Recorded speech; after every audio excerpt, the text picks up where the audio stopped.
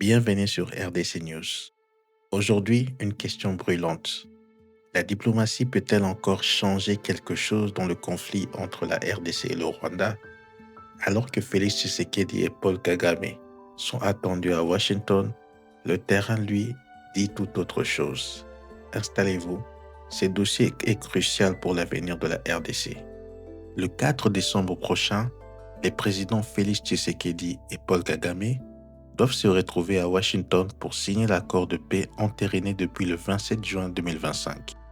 Un accord censé ramener la paix dans l'est du Congo. Mais voilà, sur le terrain, aucune amélioration. Les deux pays s'accusent mutuellement de bloquer le processus. Et les analystes commencent à douter.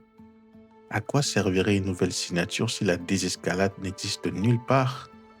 Jeudi 27 novembre, Paul Kagame accuse ouvertement Kinshasa de retarder la signature de l'accord.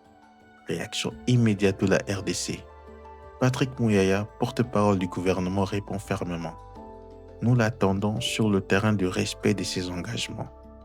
Il est temps de faire le point. Qui a accompli quoi pour ramener la paix? Le message est clair. La RDC exige des preuves, des actes, pas de discours.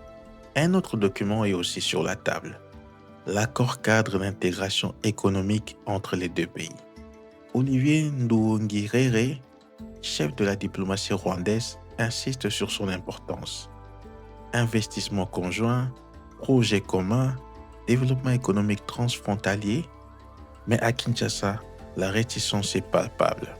Beaucoup soupçonnent un cadre favorable au Rwanda, alors que le conflit armé continue. Le politologue Bob Kabamba de l'Université de Liège résume le blocage. La RDC veut un retrait des forces rwandaises avant d'avancer. Le Rwanda exige d'abord la neutralisation des FDLR avant de retirer ses forces. Deux conditions totalement opposées. Et selon lui, même si on signe à Washington, l'impact sur le terrain sera minimal. Aucun signe d'amélioration n'est visible. Une phrase lourde parce qu'elle révèle la vérité crue. La diplomatie avance, mais le terrain s'enfonce. Malgré les discussions, malgré les médiations du Qatar, des États-Unis et de l'Union africaine, les rebelles de l'AFC M23 soutenus par le Rwanda continuent d'étendre leur contrôle dans le nord Kivu et le sud Kivu. La réalité est donc simple. Le conflit évolue plus vite que la diplomatie. Alors une question domine tout. Quel poids a encore la diplomatie face à un conflit qui continue de s'enflammer sur le terrain? La signature du 4 décembre à Washington peut-elle vraiment changer la donne? Ou ne s'agit-il que d'un geste symbolique sans un effet réel?